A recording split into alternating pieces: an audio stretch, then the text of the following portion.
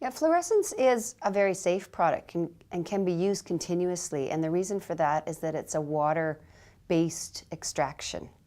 So what that really means is that the preparation of fluorescence is done in a water environment. It's made by a decoction, which basically means you're taking the herb and putting it in some cold water, bringing it to a boil and letting that simmer for about 20 to 30 minutes. And then you leave that overnight.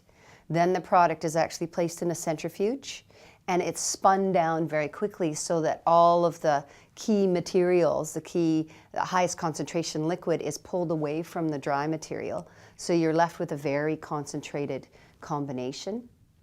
So because it's water soluble, though, it doesn't build up in the system and you can actually use it and it's excreted every single day. As well as the preparation, the herbs themselves are all organic. They're all locally grown. The Flora has growers that are local and they have good relationships with them. They make sure that they do the testing. They have a sample brought in before they bring in the herbs from the farm when they're ready for harvest, and they test that sample.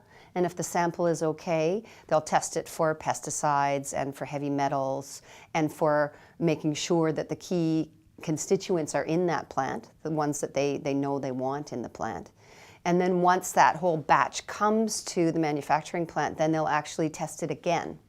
Because often, you'll have farmers that'll send a really nice looking sample and then the whole batch that comes in is a completely different story. So they make sure that they test it before, and then once they do the decoction and the preparation of the liquid, then they test it every single batch. They test it at the end as well. Again, for any contaminants, but also for the key constituents that need to be in that preparation.